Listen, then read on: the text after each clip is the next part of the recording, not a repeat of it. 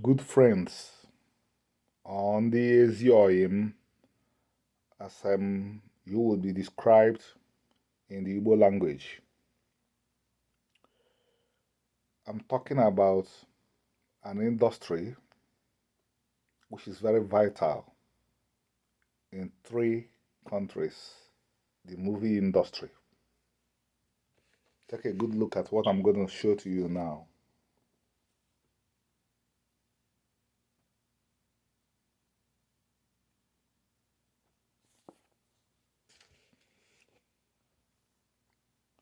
The book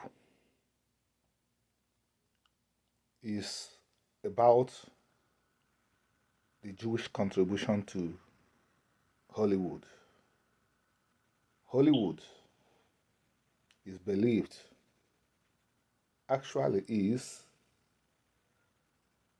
the richest movie industry in the world. You cannot talk about Hollywood without talking about the Jewish contribution to it. The people of Israel were foundation members of this very influential part of the United States economy. Good friends,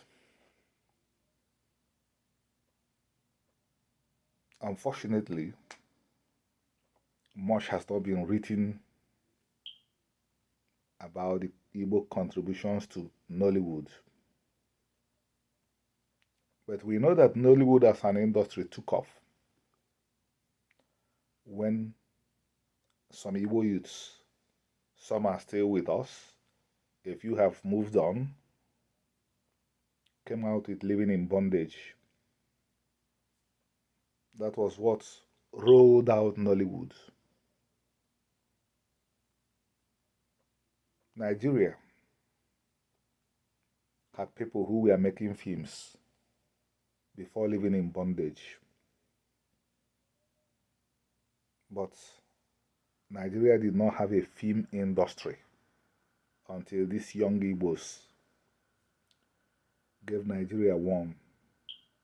And there is Kannywood, a product of the House of Fulani. There is also a film industry in Ibadan controlled by the Yoruba people. But Nollywood is essentially Igbo, and it's the recognized as the movie industry of Nigeria. Next is Bollywood, the third of the big three. You can't talk about Bollywood without talking about the contribution of the Jews of India, the Baghdadi Jews.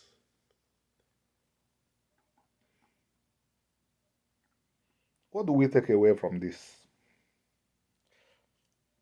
India is separated from Africa, east of Africa, by the Indian Ocean. The United States is separated from West Africa by the Atlantic Ocean. You have the Jews in the United States, you have the Igbos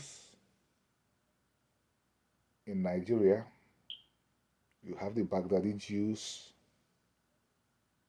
in India. As far as I know, in the last 100 years,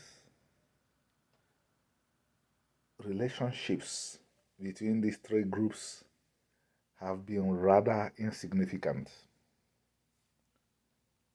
If they related at all in the last 100 years, we do not see such relationships in the books.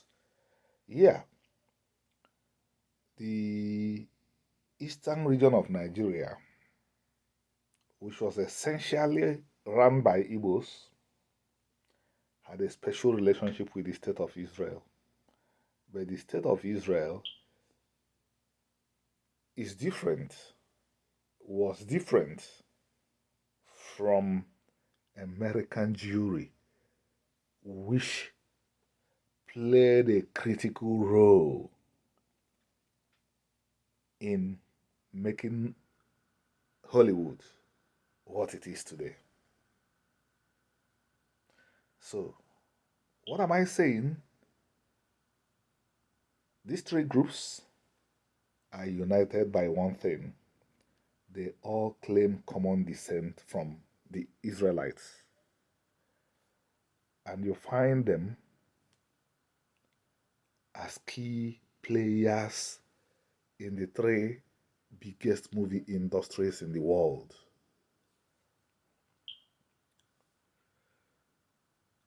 I wonder what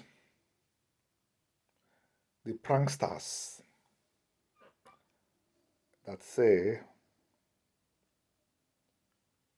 that mischievously say that the Igbos are not related to the Israelites, who were the ancestors of the modern Jewish people. I wonder what they will say to this.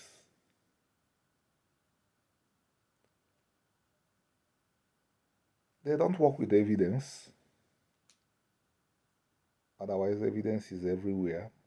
But is this coincidence? Strange coincidence. Leaving the movie world alone for a second, let's talk about what the Igbos commonly call buying and selling. Until the Jewish people in the Western world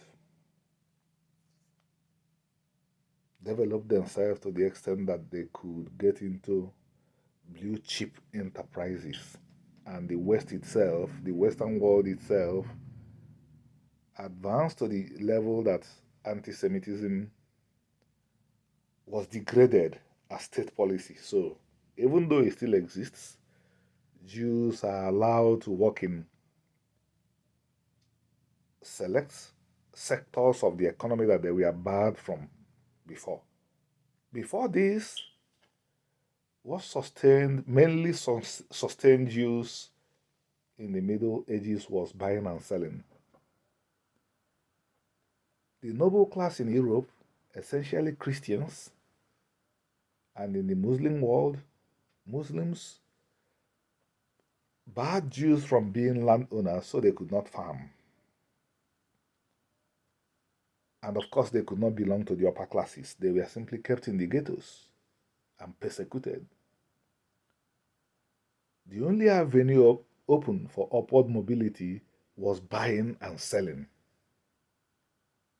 It was buying and selling. So they developed they developed a network all over the world. A Jewish trader leaves Baghdad, knew he would find a Jewish trader in Cairo, and they honed their skills in trading and became master traders. Ndị oyim that are listening, who are the merchants in Africa? Before the Igbos got involved, it was the Lebanese and the Syrians. But according to Frederick Forsyth, when the Igbos joined, they left. When most Africans did not want to leave their villages after colonialism or prior to independence, Igbo traders had built an air bridge linking West Africa and Japan. In the 50s, Igbos had set up an air bridge over the Silk Road. If you find a black, I don't like to use the term black because it's not one of our identities, but if you find a person viewed as black in the contemporary world today with a store in China, in Japan, in Vietnam, in Cambodia, there is a 90% chance that you are looking at an Igbo man. They are doing the same all over Africa. They own shops in Cairo.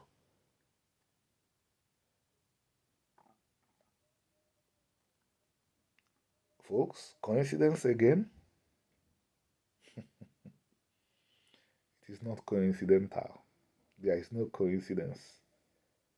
The Igbos retained the moniker of the first Hebrew, Abraham. He was like Abraham if you like Igbo, or if you like Hebrew. Same word, pronounced in Igbo and pronounced in the English language. Why the Jewish people retain their name coined from the name of one of the most prominent tribes, Judah, Yehuda in Hebrew. Both peoples descended from the Hebrews, who were the ancestors of the Israelites. That is the connection. It can't be denied. It can't be trifled with. It shouldn't even be. Thank you.